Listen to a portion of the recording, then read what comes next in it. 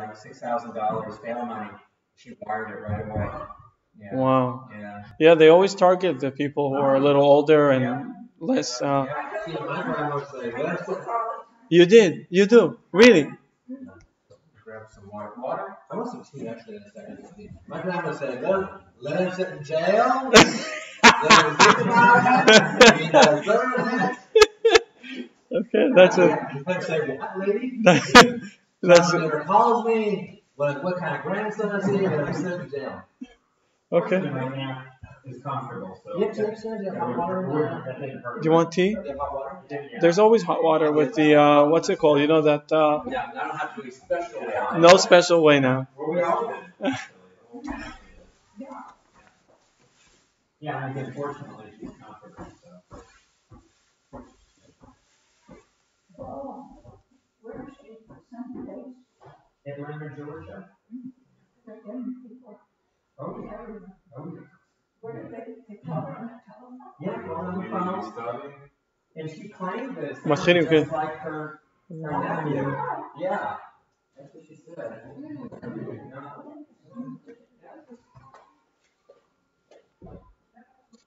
Okay. So today we're going to concentrate a bit on. Let me send the. I forgot. Let me send the link for.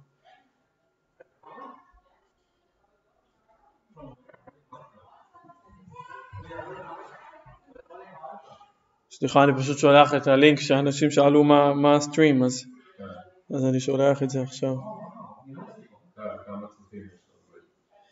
שבוע שעבר 14, 17, 11, 6. I haven't started. I can't start without you. How sweet guy you are. So this guy, very talented fellow, he comes out of university and he's, his graduation was quite well, and he's all full of himself. These young people, and he walks into an interview, a job interview, and he was asked one of the first questions: what are your expectations with regards to the salary? So he gives a number that sounds a bit too high for a starter for a job. But the interviewer says, I could do with about $200,000 a year. We could work around that. So the interviewer says, well, that's okay. Well, here's going to be your personal office, and there's a car waiting for you downstairs with, that's assigned to you. This is your PA, and this is the PA of the PA. The company will provide you with medical insurance, a phone bill. They'll pay for your expenses, and you'll have your goal to travel only in business class. So the guy says, are you kidding? He said, yeah, but you started. Yeah, right?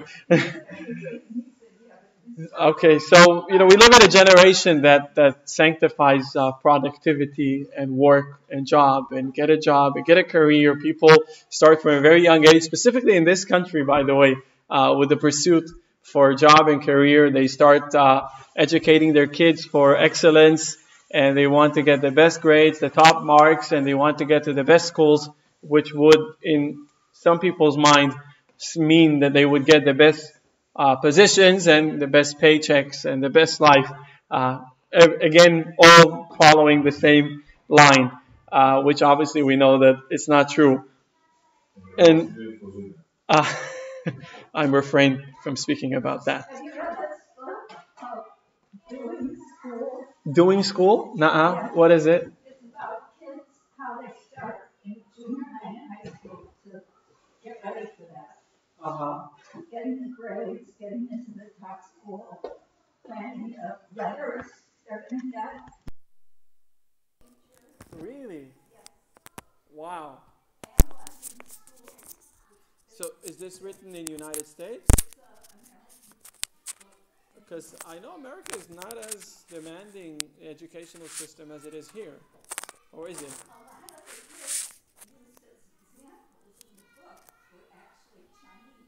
Oh, really? That's how it works.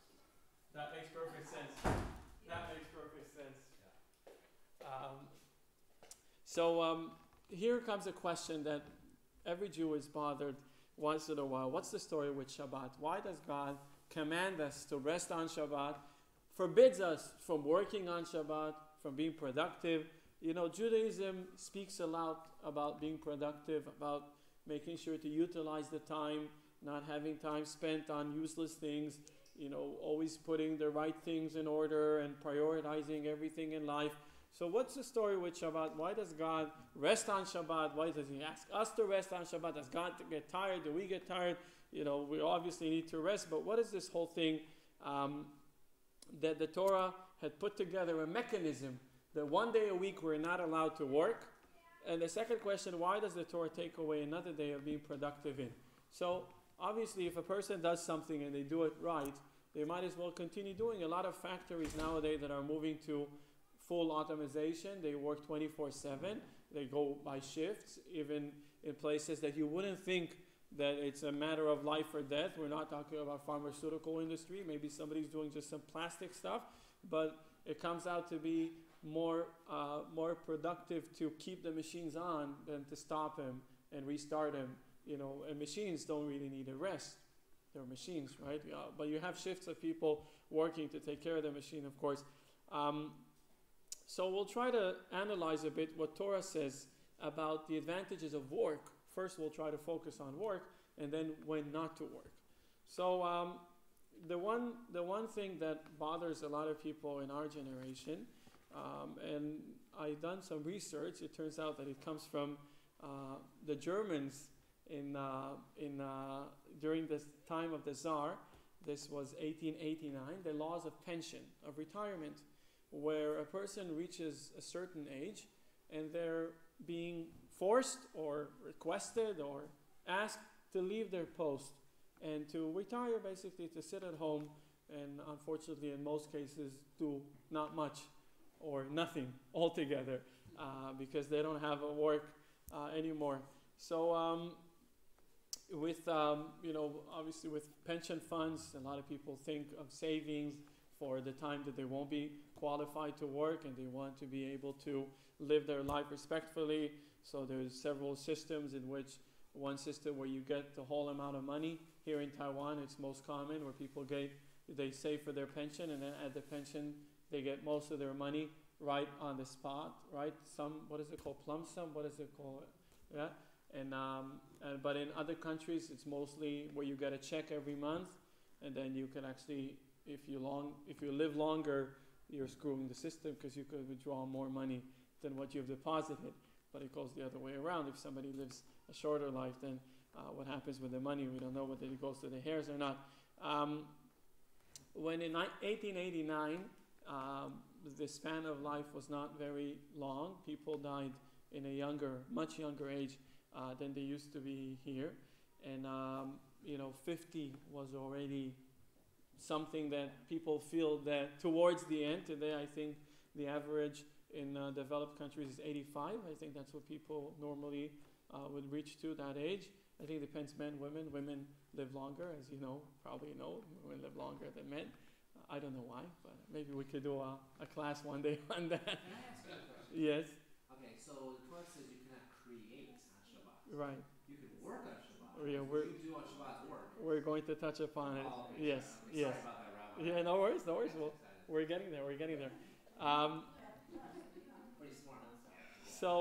So it comes out, people and institutions and companies that still go by the old laws, they would actually force people to retire even while they are productive. And sometimes, or in most cases, someone who gained a lot of experience, they're actually the best person to man a post of management or any of that seniority, because they know what they're doing. It's not like they get this freshman out of Harvard who thinks they know what they're doing, who might be very talented and qualified, but somebody who's been doing the same thing for 30, 40, 50 years, you could surely put in his experience a lot of it. So we have, with retirement, we have enforced retirement. We have where there's countries that are forcing people to retire. We have age restriction, right? That's what we said about. But the Torah says, and that's a little surprise, no retirement. Torah says no retirement. And we'll see where the Torah has that actually in writing, where there's no retirement. So we know that from the civil service, so to speak, with Torah-related matters, they had the Kohanim, the priests, and the Levim, the Levites.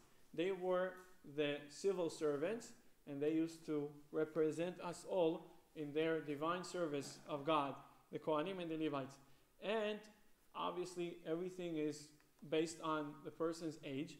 The Torah says when a Levite gets to an age of 50, so the Levite has to clear his place for younger people. Oh, I forgot to mention, the principle behind the retirement says that the world belongs to the younger people, and as much as people are experienced, and sometimes they're overwhelmed, and sometimes they're satisfied. You could be a sales position, marketing position, someone who's comfortable, someone who has done a lot for the company.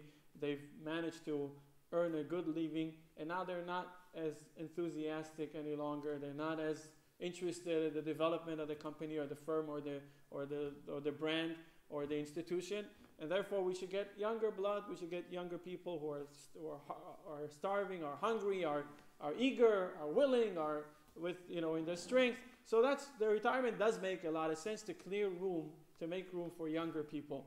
But with the Levites, we have something interesting. Now, when somebody gets to the age of 50, from the age of 50, yes. I'm older than age 50. Just to let you know. Really? I wasn't suspicious of you being. I thought you're 36. That's why I love you so much. Thank you. I got my check already. So. I know. From the age of 50. From the age of 50, he shall retire from the work legion and do no more work. He, meaning the Levite, shall minister with his brethren in the tent of meeting to keep the charge, but he shall not perform the service. Thus shall you do for the Levites regarding their charge. So what happens with the Levites? They're no longer in the work legion, but they're not going home. They're actually changing jobs. They're changing to something a little easier. The Levite does not stop working. He's getting, what is it called? Reorganized of the organization. He's shifted to a different. Now the Levites, just to tell you what was their main job. Remember we spoke about the tabernacle that was built and rebuilt, assembled and disassembled every time when they were in the desert for 40 years. Some of the camps were for one day, some were for several years. And the Levites were actually the people who carried.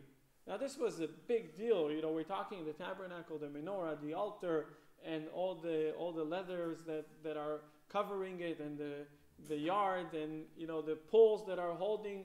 It was a big establishment. So people who get to the age of 50, again, in the times of Torah, their power, their strength gets a little weaker. I don't know how is it today. When it's the age where someone gets weaker, you get stronger and stronger, and then you get weaker. I don't know where is that. If there's a research that supports that. So a person. What was the implication of that in the times of the temple in Jerusalem? Surely this has some application. Yeah, well, I'll get to it. They actually used to sing, and when somebody gets to the age of 50, no offense, Richard, their voice gets a little off tune. So they get the younger people with the nicer voice to. I'm insulted. They take women's voices. Really? Yes. Oh, is that so? Bette Midler's voice is very good. You know Bette Midler? Her voice is very nice. Really? I didn't know. Here's what Rambam says about Maimonides. The laws of the temple. So the Torah statements, at the age of 50, you will turn back from the ranks of workers of the sanctuary, applied only in the era when the sanctuary was carried from place to place. It is not an ongoing mitzvah for future generations. For future generations, the Levite is not disqualified because of his age or because of physical blemishes, only due to a change, Reuben, what you asked, in voice. If his voice spoils because of his advanced age, he is disqualified from serving in the temple. It appears to me, writes Maimonides 850 years ago, that he is disqualified only from serving as a singer, but he could become one of the doorkeepers. Maimonides says, he's required to carry the weight of the sacrifices to bring to a Kohen, still do it. Yeah, probably, right? If he's capable, of course, if he's capable of doing that. So Maimonides says, retirement, I wouldn't call it this way. Change of jobs, yes. Reshuffle, that was the word I was looking for. Reshuffle, right? Reshuffle the government. Change of jobs, those who are qualified, you don't get sent home. You go do something that fits you as long as you have what to do. So retirement is not it's a non-starter with regards to Torah. And why is it so? Because Torah believes in work, in being busy, in being occupied, in always constantly doing something. When somebody feels they are not needed, somebody is unemployed, and you could see that, by the way, in the whole world. People who are unemployed, they usually it comes with, the side effects of it is a very not healthy and dysfunctional mental state. And if they have to take care of themselves or take care of their family, that gets even greater. And people who are unemployed, they feel like the society doesn't need them. And when somebody feels not needed, specifically if it's an older person, that's heading towards death completely. There's no way around it, right? If somebody's surrounded by people who need them, who care for them, who like them, it could be family members, it could be, not everyone has a beautiful family, not everybody has a big family, but if somebody is productive, if they work, if they associate, then obviously they have many more reasons to live for. So this is what our Torah says about a commandment to work. Avot Rabbi Natan says everybody quotes that you should rest on Shabbat. Rabbi Natan says, hold it. It doesn't say you should rest on Shabbat. It says you should work for 6 days and you should rest on Shabbat. Just like it is a mitzvah to refrain from work on Shabbat, it is also a mitzvah to work for the rest of the week. As it says, 6 days may you work and perform all your labor, but the 7th day is Shabbat to the Lord your God. You shall perform no labor. Everyone quotes the second part of the verse. Shabbat, you have to rest. Yeah, in order to rest on Shabbat, you actually need to work for 6 days. It's the same God who told you to rest on Shabbat. The same God told you to work for 6 days. And of course, we have in Pirkei Avot, ethics of our father, Shmaya would say, love work, hate mastery over others, and avoid intimacy with the government. I know you're thinking, Richard, avoid intimacy with the government. Yes. One of the explanations for that is that, they always say about the Jewish people in the United States that are trying to be bipartisan, not associated completely with the Democrats, not with the Republicans. You don't know why. Because you're associated with one side of the government, and 4 years or 6 years or 10 years later, the other side of the government, and then what? You're on the wrong side. So Jews were always smart enough never to be on one side of the scale. Always, so don't be too intimate with the government. Don't get overreact. Don't get carried away with government politics and all that. I wonder what would be the state for Israel, where everybody's Jewish and both sides are. So This is the mitzvah to work, right? It is. It is. But there's a lot of people who don't work. They just go like, it's praying work, it's studying work. During the week, a lot of people study. I'll tell you what. There's 2 types of mitzvahs. The first mitzvah is to provide for yourself, provide for your family. If you're a person who has enough for themselves, work harder and share with others. Donate to causes, help people who are less fortunate than you. So that's one mitzvah, to provide. There's another mitzvah, to be busy, not to be daydreaming, thinking, not knowing, unemployed, completely messed up. That's another mitzvah. Usually it's combined. Well, if a person wins the lottery and they have plenty of cash, they have a lot of money, they don't need to work even one day of their life. Would they just sit down and do nothing? That's wrong. That's not good. Go volunteer, go help an organization, an association, help people, do something productive. Just do something, right? That's the work thing. So Pirkei Avot, we say another thing. Rabbi Talfon would say the day is short, the work is much. The workers are lazy. The reward is great, and the master is pressing. As a general statement, the same Rabbi Talfon said that the person only dies because of unemployment. He says, again, if there's no physical illness that would kill that person, a person who is perfectly healthy, if he doesn't feel needed, if he's really not needed, that's the sure recipe towards death. So, with all that said, how important it is to work, what's the story with Shabbat? Why is it so important to rest on Shabbat? Why not to work? If you're productive, be productive all the way. If you're productive for 6 days, be productive for 7 days. So we could talk about it with regards to many, many aspects of Judaism, but I brought this because our weekly portion begins with that. Moses gathers all the Jews and speaks to them about building the tabernacle. Mind you, this is after the sin of the golden calf, and when the Jews have transformed, have made themselves from being completely righteous to being the opposite, and now they're becoming repentant, and they get the second chance. God gives them the second tablets. Moses brings them on Yom Kippur, and the day after Yom Kippur, Moses gathers everyone and tells them, here's what we're going to do. We're going to build a house for God. We've discussed that several times. Why does God need a house? What does it mean we're building a house to God? And so on and so forth. We won't get into it today. But Moses says we're going to build a tabernacle, a place of holiness, a place of divinity. And but before saying that, he says, These are the words that God had commanded. 6 days you shall work, on the 7th day you'll rest. Now let's build a tabernacle. What does one have to do with the other? Here is a quote from the beginning of our weekly portion. Moses called the whole community of Israel and assembled. He said to them, these are the things that the Lord commanded to work. 6 days work may be done, but on the 7th day you shall have sanctity, a day of complete rest to the Lord. Whoever performs work thereon on this day shall be put to death. Quite harsh, is it? Well, Yes, quite harsh. Just to tell you that there has never been a case in recorded history that someone was put to death because of violating Shabbos. The reason for that is, okay, so first of all, there's instructions for the masses. A lot of people are not very intelligent, and a lot of people are not getting everything that you say.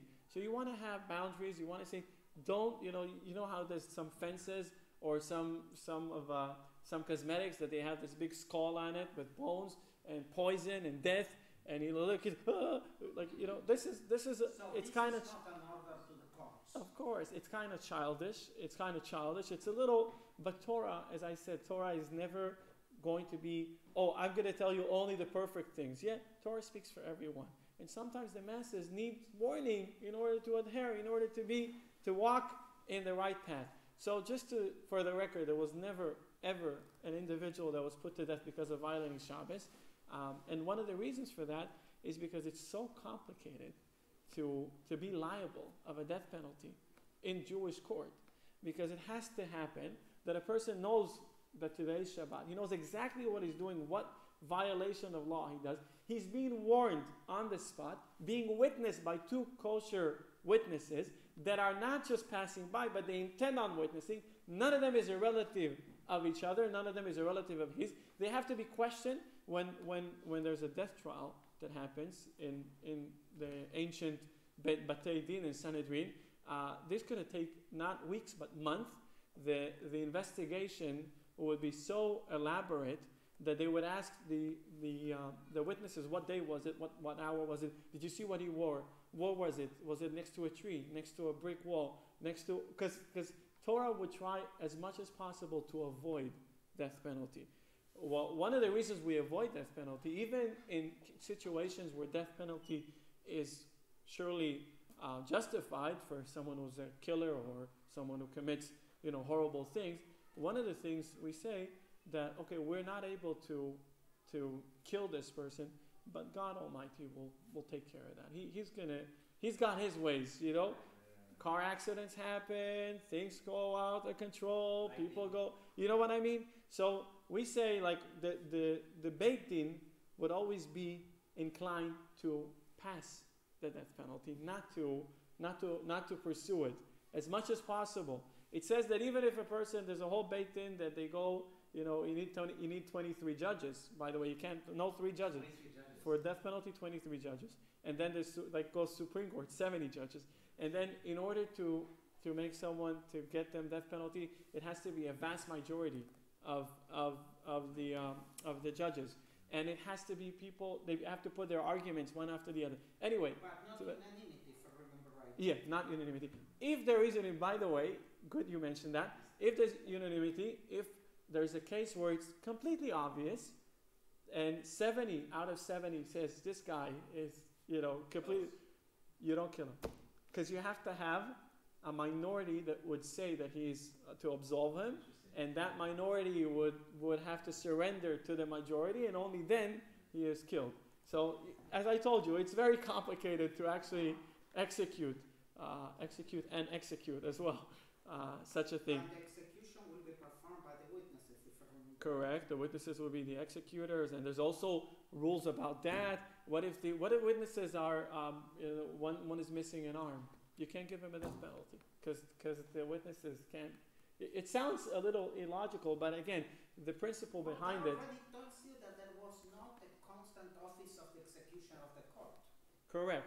It says that if a Jewish court had given a death penalty once in 70 years, they're considered lethal. These guys are like, their hand is on the trigger. They killed someone like 65 years ago. Watch out. You know what I mean? Just give that as a scope of how complicated it is to get liable of death penalty. So, question. yeah. You heard about Adolf Eichmann, haven't you? I did. First ever got executed in Right, the only person in the state of So they Israel. have to wait 70 years when they execute somebody else. Number one, number two. Well, Is this legal stuff or is this religious stuff? They That's- use legal. Or No, what you were quoting, Eichmann was trialed in Israel. Israel doesn't completely adhere to the Jewish law. I'm talking about the Jewish law perspective. That's a separate issue. Even in Jewish law, the king has the right to make an execution and is not bound by those rules. Correct. The king has. That's why king is the higher superior, because king has higher authority over everything. And if a king decides that this building belongs to him, it belongs to him immediately. There's no regulations, or it has to be matched with some rules or some legislation or whatever. And the king, if he decides that he wants to get rid of someone, he just gets rid of someone. That's What about the witnesses? It be Jewish or could it be Gentiles? the witnesses. To witness in a Jewish court has to be Jewish, right? Because okay.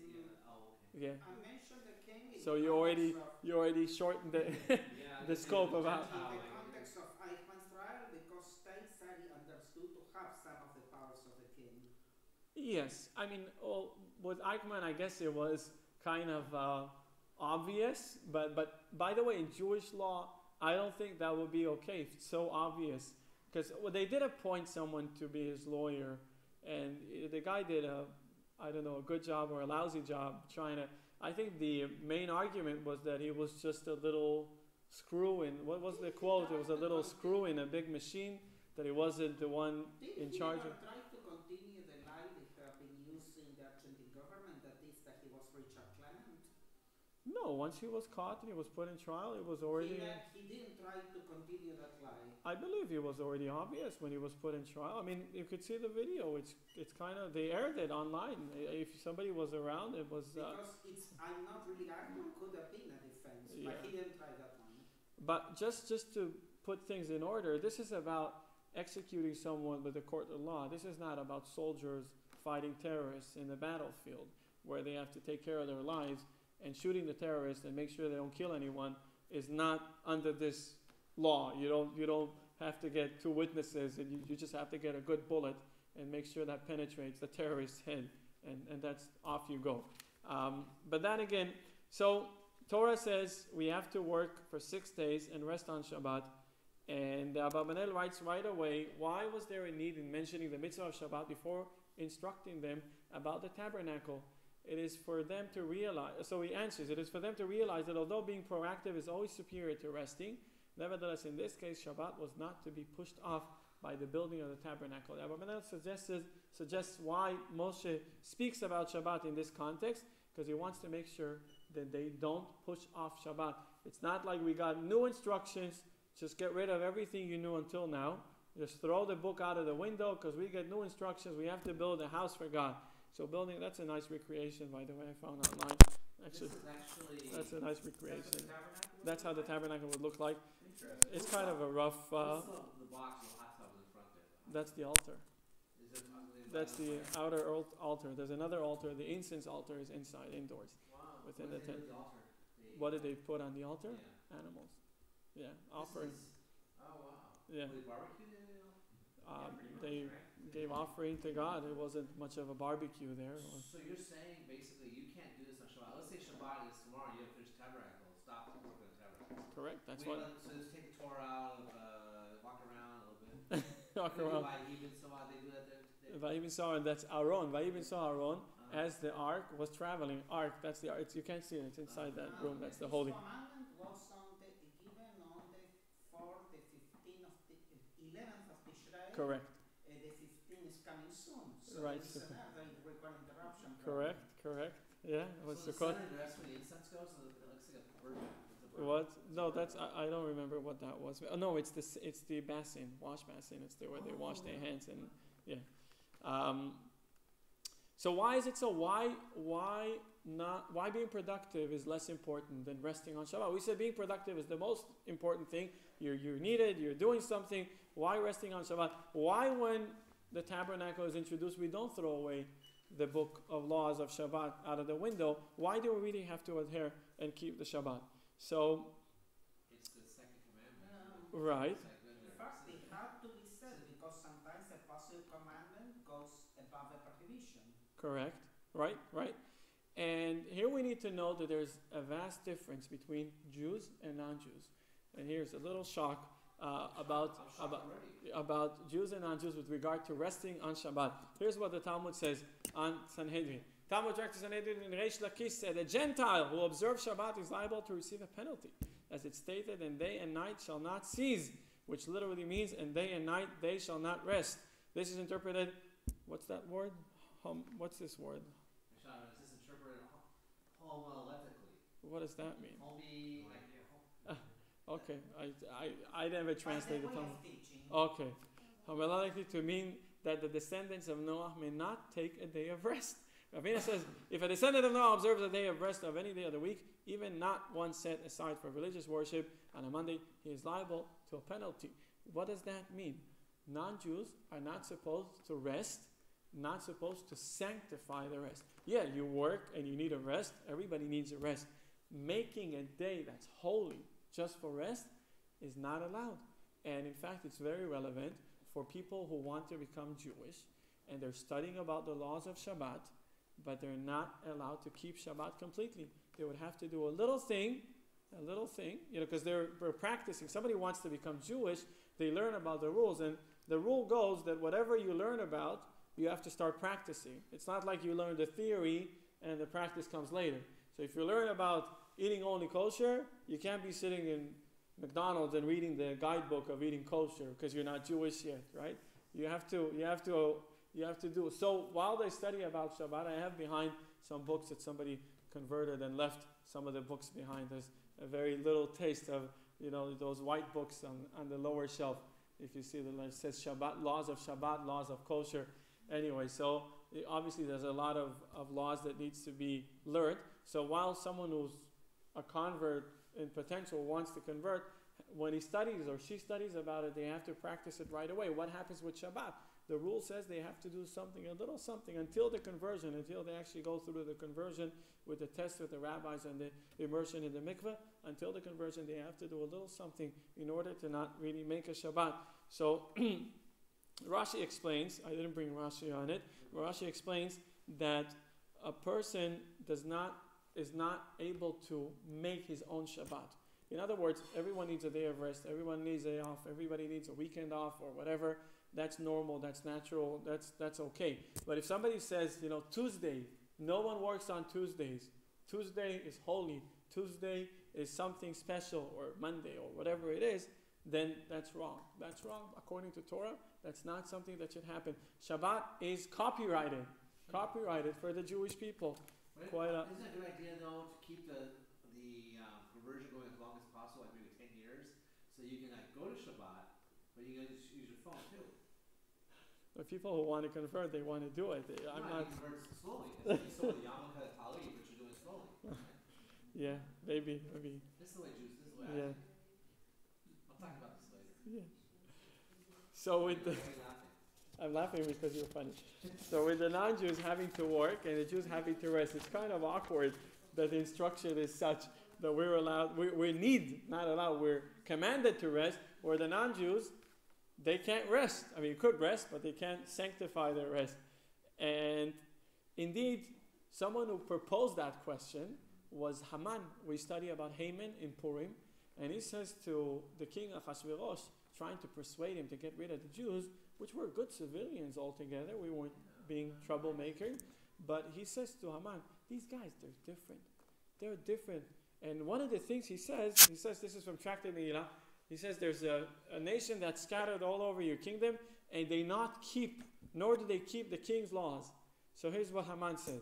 They spend their entire year in idleness, as they are constantly saying, Shehi Pehi. That's initials, acronym in Hebrew. An acronym for, it is Shabbat today, Shabbat Hayom, it is Passover today. You call up this Jewish guy who's observant, and he says, I want to meet with you. Okay, listen, Thursday, I have to go shopping, because my wife cooks for Shabbat. Friday, I don't have time. I have to take care of the kids. Shabbat, I don't work. Sunday, I have to recover because I've been working. I've been doing a lot of stuff on Shabbat. Monday, I don't know. Call me on Tuesday. We'll see how that goes. Or Passover. Listen, 2 weeks before Passover, I can't be accepting any calls. I don't know what you're talking about. We have to clean the house. We have to get matzah baked. We have to go order stuff. I'm going to my in-laws. So Haman says to Achashverosh, these guys, they're up to no good. Whenever you ask them for something, they're just busy with their stuff, with And that's one of the arguments he said about we're lazy, we're a couch potato. That's That's another good question too. Not nonsense question, real question. All right, so the Gentiles can work 7 days a week. So when the Jewish people are working, can a Gentile go to the farm and do things for them while they're that's good, doesn't it? We want the Gentiles not to. Yeah, we want the Gentiles to work. So they can work and they can help set the Passover table. Right. But you have to. There's a line in between the you shouldn't cross. Whereas we're supposed to rest, and also our workers are supposed to rest on our behalf. Nobody's supposed to do work on our behalf. Well, what about when the kitchen can do that, right? Yeah, the kitchen staff, they're working. Yeah. First of all, they don't break Shabbat. My kitchen staff, they don't break Shabbat. They won't turn the fire, and they won't, so they're doing only activities that are done by us. If I don't get workers, we'll clear the table, we'll set up the table, we'll get out the food. They don't cook on Shabbat, and they don't do anything so they don't violate Shabbat. If they want to play on their phone or take the elevator or go on a car, obviously they're allowed to. But they're not breaking Shabbat for me, because otherwise, how Jews like to outsmart the system. Yeah, we do that. We like outsmarting the system. You wanted to comment something? I'm sorry, I saw you earlier on. So that's why. Who is giving the penalty? Oh, this is the penalty that's required by law. That's only in a time when the Jews are in control of the non-Jews. And then again, penalty also follows the Beit Din, what I said earlier, which is a lot of rules and a lot of regulations. So it's not like there's a free hand to do whatever we want to. I can see the prohibition for a Gentile to keep Shabbat. I can see it as a way for the Jews at the time to put themselves aside from the nations. Mm-hmm. It's a way also to say, well, if you can keep Shabbat, but you have to become Jewish if you are accepted. Otherwise, this is interesting. Yeah. I can see it as a way to, in these troubled times. Mm-hmm. Not like. Yeah. It's a way to. I agree. There's many laws and regulations, all specifically with kosher food, that are meant for the separation to take place. Yeah, I agree. Because at that time it was not like today, where society Mm-hmm. is much more orderly, whatever. Right. But at that time they were always. Right. Also, they were always kind of half nomadic. Yeah. So how can you keep your integrity and whatever if you need some specific laws which will prevent you from assimilating. I agree. also prevent the people who are not right Yeah. To infiltrate into. I agree. So that's why I think a Gentile who wants to convert, he doesn't keep complete Shabbat because he has to be something almost emotional for him. So once you are, it's like in some religions, like the Buddhism, you take so many precepts, but you're not allowed to take the whole precept unless you decide to be a monk, whatever. I see. Even 10 or so. Interesting. It's only once you commit yourself completely that you can take all the precepts. And it's like Shabbat. Yeah, it could be. I mean, it's a nice comparison. I didn't know what you said, but it's a nice comparison. Perhaps that this is what. On a Yeah. practical matter, I find it difficult that a Jewish court could be able to really enforce this penalty ever. Who could be the witness of this? Correct. Yeah, Gentile. Now you get a Gentile witness. Yeah. So the main thing is, and unfortunately, this is not only Haman. We had several incidents, or more than incidents, of persecution that took place in history, and it was always something else that why are they after us? So one of the things is that we are lazy, that we control the banks, and we do this and we do that, but we don't really work. We get other people to do our work, which is kind of smart, by the way. If you get other people to do, you're there with the system, right? But what is it about? What is this Shabbat? So people say, and rightfully so, Shabbat is a day of rest. But why Shabbat? Because God rested on Shabbat. God rested on Shabbat. God needs to rest. On the seventh day. Yeah. Yeah, here's what Richard likes to tell, the Septuagint, right? You have that there. Yeah. That's the first thing. This is a verse from Genesis, and I'll soon tell you how it was translated to Greek. You know the story of Septuagint, Ptolemy the king. He took 70, the story, 70 sages, and he asked them to translate the Torah to Greek. Now, to make sure they don't synchronize with each other, he put them in different chambers. And the miracle happened that they all made slight changes in the Torah once translated to Greek for it to make sense. For instance, we say the first verse of Torah, in the beginning God had created. Bereshit bara Elokim. So they changed it to God had created in the beginning. So no one would think that there's such a thing called in the beginning, such an entity that had created God, which had created other stuff. So one of the changes, here's a verse from Genesis. And God completed on the seventh day his work that he did, and he abstained on the seventh day from all his work that he did. They actually changed it, and God had completed on the sixth day. Because if you say God had completed on the seventh day, that means he actually worked on the seventh day. But it was changed to a sixth day. And look at what the Midrash says. Says Rabbi, and God finished on the seventh day. It is a wonder. Rather, it is like the one that raises his hammer over the anvil. He raises it while it's still day, and lowers it while it gets dark. Now, Bishua ben Achai said, a person of flesh and blood that does not know his exact times, nor his instants, neither his hours, he adds from mundane to the holy. That's why on Friday night we start Shabbat earlier. We take a few days before sunset. There's also the time between sunset and nightfall. The time between the twilight, right? Between sunset and nightfall, where it's not really, the day hasn't gone, it hasn't, and the next day hasn't begun. So we have about 20 minutes of that twilight. So we abstain before, right? We don't. So a person does not know his time, so he had to add from mundane to the holy. But the Holy One, blessed be He, who knows his instants and his times and his hours, enters into the Shabbat as upon a hair's breadth. So what happens is, when did He stop?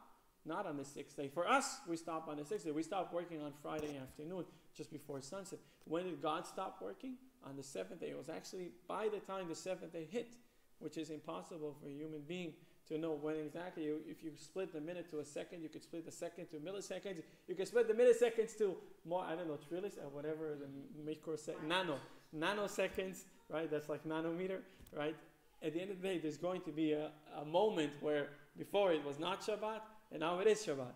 So we don't know. So we have to take back a few steps. Because we don't know, right? Right. But God knows exactly when Shabbat begins. So He stopped actually on the seventh day. He raises His hand, and then when He lowers it, it's already Shabbat, right? So that's what the reason for the change. So God worked until the last nanosecond, millisecond, and that shows us a bit of extreme to utilize the time at most. So if God utilized the time at most, so why did He ask us to stop working? Why did He ask us not to work on Shabbat? And like Richard was saying earlier, Shabbat is a day of rest, and we have to separate work from creation. Because on Shabbat we actually have to work a little harder. Right, you work very hard on the Torah reading. And work on the Torah reading, but even not just a rabbi, a person who lives on a third or fourth floor, they would go the whole week. They could drive. They could use their elevator on Shabbat. They had to take the steps. A person who drives to shul or takes a bus here and on Shabbat would have to walk, right? And all these things that apparently make our life easier during the weekdays, on Shabbat you refrain from it, and you're saying, who's resting? Does this look like a rest? Yeah. It's a hot summer day. I have to walk to shul for 20 minutes, all sweating, right? That's not the picture of rest for what I would say. Slowing down. It's a slow life. Slow life, right? Right. But let's take it to another extreme. A person says, God had asked me to rest on Shabbat. You know what's my rest? I want to go to the beach with my family. I want to have a nice barbecue on Shabbat. I want to, wear shorts and have fun with my kids. That's resting. Could you argue with that person? Isn't that's considered resting, all right? So what's wrong with that, right? That's what Shabbat is for. Lanuach, lachol lanuach b'Shabbat. So a person might claim that, might argue that. So we have to put the right distinction about what is not allowed on Shabbat. You're not allowed to create on Shabbat, but you're allowed to work on Shabbat. You're allowed to move boxes in your house from side to side, even if they're very heavy. There's another rabbinical prohibition of muktzeh if you don't need them for Shabbat. You technically could reshuffle your whole house, move the living room into the bedroom and the bathroom into the living room if you really want to, and you're not violating any laws of Shabbat. But take the elevator to the second floor, ain't gonna happen. What's the story? What's the difference? Creation and work. So here's what Malbim explains. Malbim was a sage that lived about 400 years ago, and he explains like that, the difference between avodah and melacha. אתה מבין עברית? שני מילים, עבודה and melacha. The Malbim explains that avodah is the more general work as opposed to melacha, which is the more refined artisan work, which is more visible to the naked eye. Thus Moshe saw all the melacha. It's written about the tabernacle. And also where Bezalel, Eliyav, and the gifted artisan melacha. Similarly, the prohibition on Shabbat is called melacha, which is particularly 39 types of constructive creativity. It doesn't include crude labor, such as lifting or pushing heavy objects, though in some instances it is a rabbinical commandment to refrain from that too. So Malbim explains very precisely that Torah does not say rest as in go to the beach. That's not the rest that's about. You could say what Elizabeth says, rest is slowing down. You could say rest is refrain from creating. Refrain from creating. Soon we'll see why is it so important to refrain from creating on Shabbat. God had refrained from creating, and we do that too. So in that sense, if creation is the problem, probably the worst of them all is completing a job. correct. I wouldn't put it as worse than them all, but you would say that would be the most practical, because many things usage of electricity, right? You close an electric circuit, you activate it. Some say once an electric circuit is closed, then heat is generated. That's already to do with generating fire. That's not allowed on Shabbat. A lot of people, they have kids, and they push the kids on a cart. Right. You don't care about the wire. Eruv, yeah. But you can do a piggyback, right? You can piggyback your kid on your back, can't you, or no? No, you can't. You can't carry the kid unless the child has to walk on their own. You can't carry them. But then mom can't go to Shabbat. Yeah. So that's why you do an eruv where you're allowed to. Yeah, but you don't like Shabbat doesn't recognize eruv. Depends where. Depends when. It's not true. You will recognize it. Depends where. Depends when. There's different types of eruv. Yeah. But I thought on Shabbat, where the family discusses the Parsha, and the kids are encouraged to give them interpretations, that's constructive creativity. Correct, but that's creativity in the world of intellect. We're talking about physical aspects. I agree with you completely. Shabbat is a day of rest, a day of study. By the way, you were absolutely right with regards to study. The best study happens on Shabbat because you're vacant from everything else. When you get a class, a Tuesday night class, you have to go back home tonight. And I was busy the whole afternoon doing something, but Shabbat is a day where everyone is free, everyone is vacant, no one is in a rush.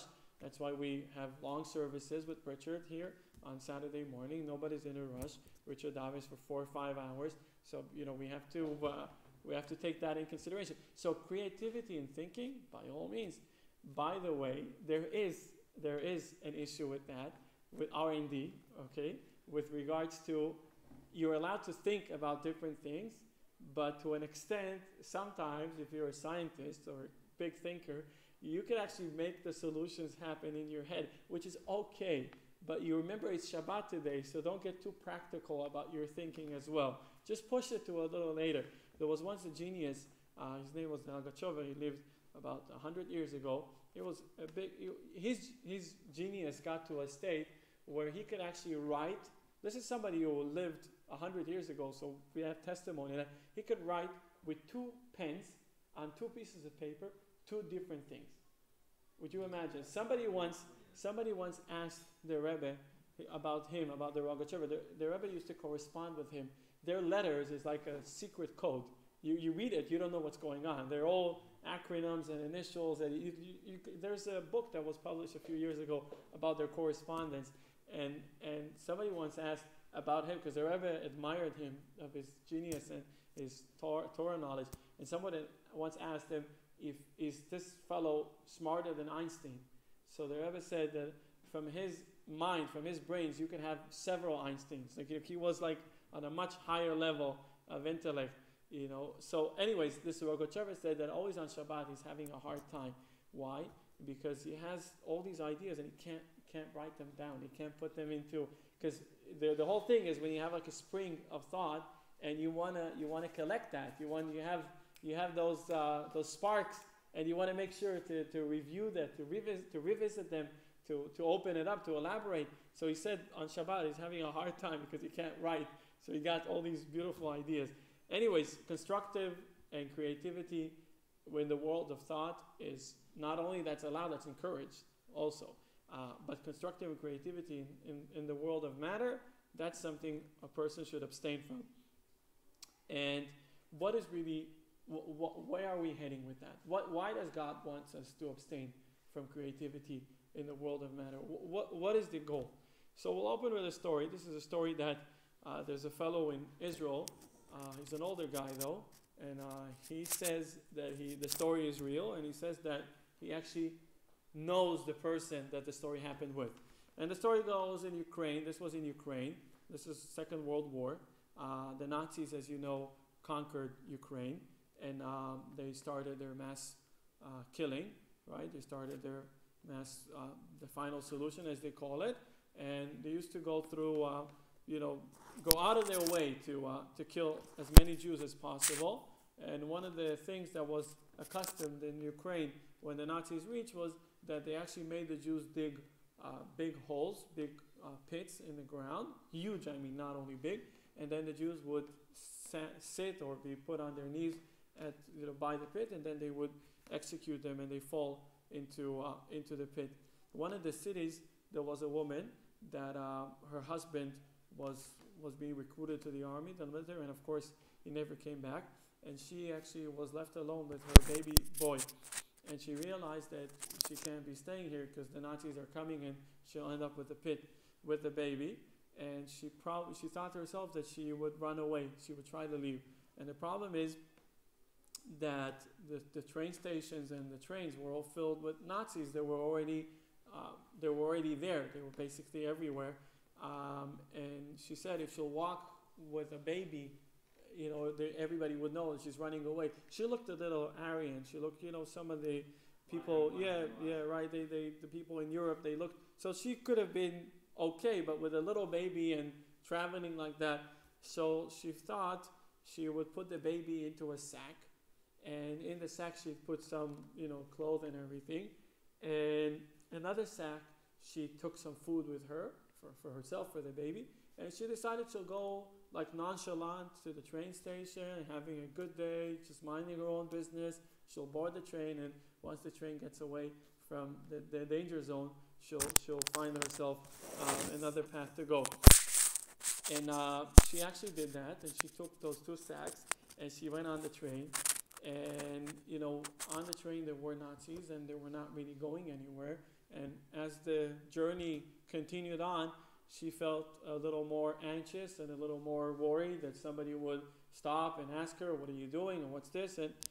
And she decided she wants to get off the train as soon as possible because it felt like it was dangerous to stay. And she felt that she's going to have to walk, and she felt that the two sacks will be too much of a burden. So she took some of the clothes from the first sack and she put it into the sack of the baby, and she decided that she's leaving behind one sack. And she went out the train. As she went out the train, she started running, and only after several minutes of running, she felt that the sack was a little too light. And she opened the sack and she discovered that she took the wrong sack. And this is somebody says that the story really happened, and he knows the woman. She survived, and I guess she remarried and went back, went whatever out. And life is all about filling up our sacks. It's a sad story, I agree. I don't like telling sad stories, but the message is that sometimes we fill and we have to choose, and we choose the wrong sack sometimes. In life, there's two sacks. There's the sack of what I need and the sack of what I'm needed. Now, a lot of people, especially in this day and age, people are all about what I need and what my needs are and how I could be better and how I could do things, and my career, my self-establishment, my coaching, my principles, what I need to get, what I need to do, value, self-value, self-esteem, all these things.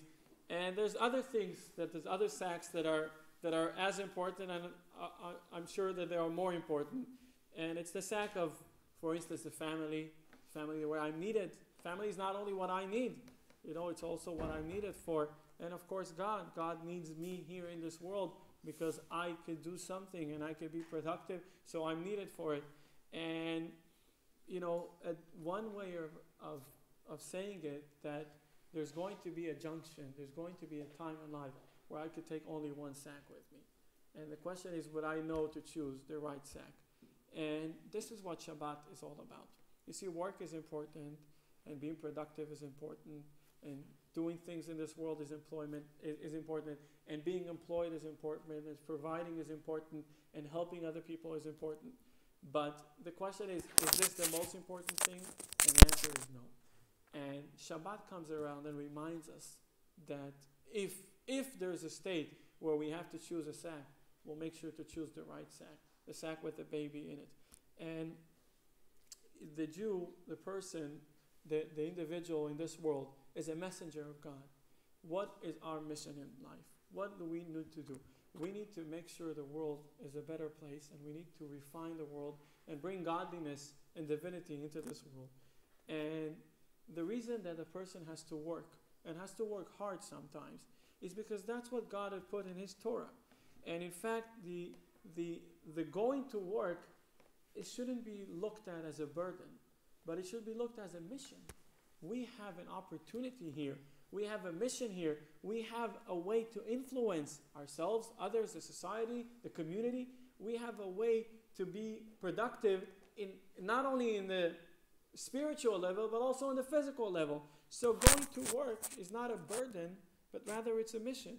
How do you make sure that it doesn't go from mission to burden? How do you make sure that you're in the right sack, that you have to have the Shabbat? The Shabbat reminds you of what to do. I'm sorry. And the story we told a few times already about Meir Zeiler, the person who lives in Israel. It's a businessman who came from, the Rebbe sent him from the United States to build a factory, and he built a factory, and he built a garment factory, clothing factory, and he used to go to shows. This was in the 80s.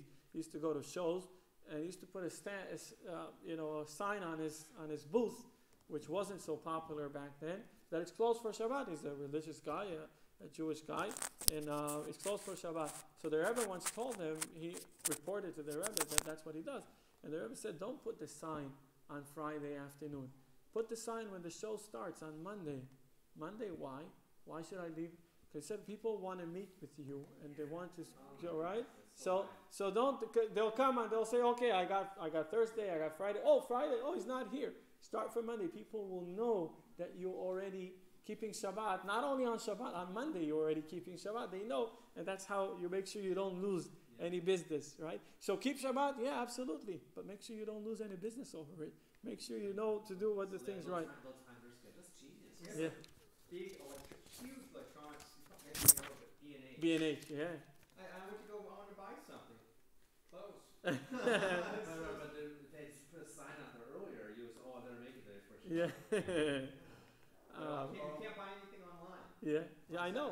Yeah. Also, there's another website called diamond.com and ice.com. They both belong to a Hasidic Jew from Montreal, and you can buy it on Shabbat. You cannot buy online. Yeah. You cannot buy it. And moreover, it gets you a location. If I log in from Taiwan when it's not Shabbat in Taiwan, I'm okay, even if it's Shabbat in New York. Oh, So for me it was I was actually, I think it was Sunday or something. Yeah, I was like, it's Saturday. I can't. I have to wait. It's fine. So what happens is that if a person loses trace of what they need to do, then they're out of it, right? Then their work turns into a burden, and they forget about Shabbat. And that's what the Rebbe explains why after the giving of the 10 Commandments, we read the giving of the 10 Commandments. We read on portion on Ito. Ito was, and then after Ito was Mishpatim, and the first laws that are introduced are the laws of the Hebrew servant, the Hebrew slave. So the Rebbe says, what does this have to do? The Hebrew slave right after so here's what it's a little smaller font.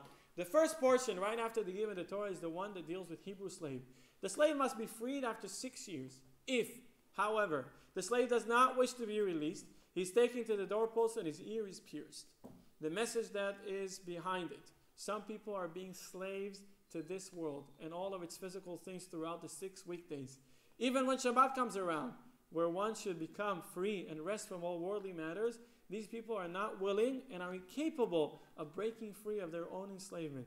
Hence comes the quote, "For the children of Israel are servants to me. They are my servants, whom I took out of the land of Egypt. I am the Lord your God." A person's real interest should be the service of God, and therefore, even while being busy with this world, God gives him the strength not to enslave himself to the worldly matters. Instead, he utilizes them to his true need, which is serving the Almighty. Then when Shabbat comes around, he could easily separate himself from these matters and occupy himself with holiness and spirituality. So Shabbat is basically a remedy. It's not just a day that comes at the end of the week. The whole week I know of Shabbat. In other words, it's like a life preserver. Someone who's swimming in the deep ocean, but he's wearing a life jacket. It's okay, the waves could come, things could go out of control. I have a life jacket. I'll be okay. Don't get me wrong. Don't go into adventure sports just wearing a life jacket. some things can happen more than that. But someone who knows, I have a life reserve. I have a life jacket. I'll be okay. There's a water and it's going to get, streams are strong, and I'll be floating. I'll be okay. Or maybe there's even a rope connected to the boat or to something that. So even while swimming in the water, I feel secure. I feel safe. God had put Shabbat in place in order for us not to be like slaves. In order for us not to, and think of it, it's 6 and 1. The Hebrew slave works for 6 years and then has to be freed. And then if he doesn't want to get freed, then he gets his ear pierced and he says, I'm a slave forever. But God says, okay, he tells us about these laws, which are inapplicable to most of us. It was applicable in those days, but then ever since we don't really have slaves. Nowadays we don't have slaves altogether. I hope we don't have slaves now, do we, in this world? Jewish, they convert to being Jewish after. There's also a non-Jewish slave, and this was a Jewish slave. There was the situation is that if a person steals and they have no to pay, for instance, a person steals and they gamble, for instance, or they lost all their money, or the money just went down the drain, and they have to pay. Well, you have to pay. You need so sell your house, sell your furniture. The person doesn't have what to sell. No house, no furniture, no car, no horse and buggy, no cars back then, right?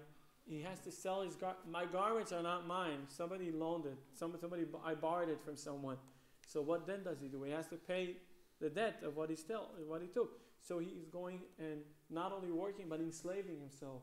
And then all the money goes towards paying back the damage that they've done. But this is a very extreme case. In other words, it's a person who has no possessions, no clothing, right? No relatives, no one to help him, no one to support that person, give him a loan, make sure to cover this whole legal case, and then try to slowly work and pay it back. So this is a very extreme case, but still, it is a case. And then Torah says, Shabbat is there to protect us. Shabbat is there, is like a lifesaver. So working hard is not what's matter. It's about not being creative. It's about not doing things that are in this world that we have to refrain from. And that's the difference, the distinction between us and God. By humans, creating something makes a person full of himself, whereas working hard has no such effect. So being full of ourselves on Shabbat is not what we're supposed to do. And by God, the main focus is not the creation, but it's holiness and elevation. Why does God rest on Shabbat? God gets tired? God obviously doesn't get tired. What's the story with God resting? For he rested on Shabbat, therefore you should rest on Shabbat. But why did he rest on Shabbat? Give me an example for us, maybe? Yeah, but okay, but what's the story? What's the resting thing? He'd say, okay, you didn't want to work for. We're not resting. We're actually, most people are not creative, but they're working, like you said. What we said, the working hard part is not what gives you, cannot enslave you. If you're just doing physical work here and there, you're not enslaved. But if you're running a company and you got the company in your head all the time, accounts receivable, accounts payable, orders, inventory, you can't really be out of it, and you don't have a Shabbat if God will not force on you a Shabbat. You won't be able to come to it on your own. That's another thing. A person would not be able to put a stop to it.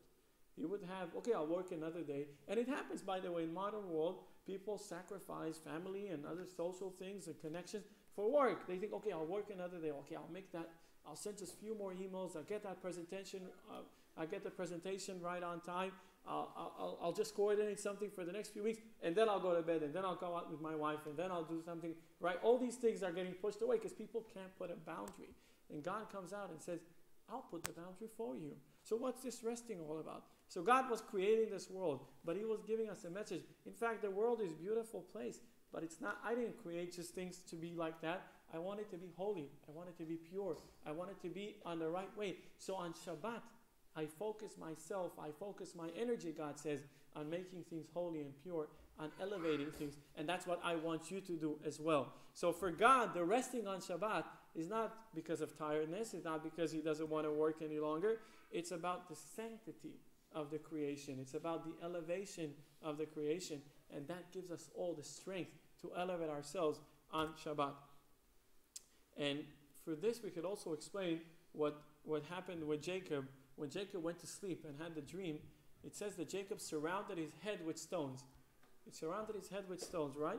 So our Savior said, why did he surround his head with stones? He wanted to be protected from the wild animals. Yeah. Now let me ask you a question, Smarty Pants. You want to be protected from the wild animals, they're not after your head. I think your leg and your feet are as tasty or as nutritious. I think there's actually much more flesh in a person's leg than in their brain, right? Right? Or in their behind. But he surrounded his head. What's the story? What are you surrounding your head for? Jacob was actually going to get a job. He was going, until that, he was learning 40 years. He was in yeshiva studying Torah. And now time comes, he has to close the book. He has to get married. He has to build a family. He has to get a good job. He has to get a decent job. Prior to going to that journey, he goes to sleep. God makes him sleep in that place where the temple will be. And he surrounds his head. What is surrounding his head? It's actually a symbol. He said, okay, I'm going to get a job. I want my head to be protected. I will work. I will work with my feet. I will work with my arms. I will work with my strength. I will work with my fingers. I will do things. But my head, I want my head to keep clear. I want it to be devoted to the right things, to do things right. So Jacob surrounding his head with stones, meaning he wants to protect his head. He wants to make sure that the head is in the right place. Working hard, I agree. Keeping the head in the right place, that's the most important thing. And, this means that Shabbat comes around. We have to take Shabbat seriously. We have to think of our spirituality. So abstaining from work, not doing something that we're not supposed to do is the easier thing. But we have to dedicate that time to the spirituality, to the family, to the community, to God.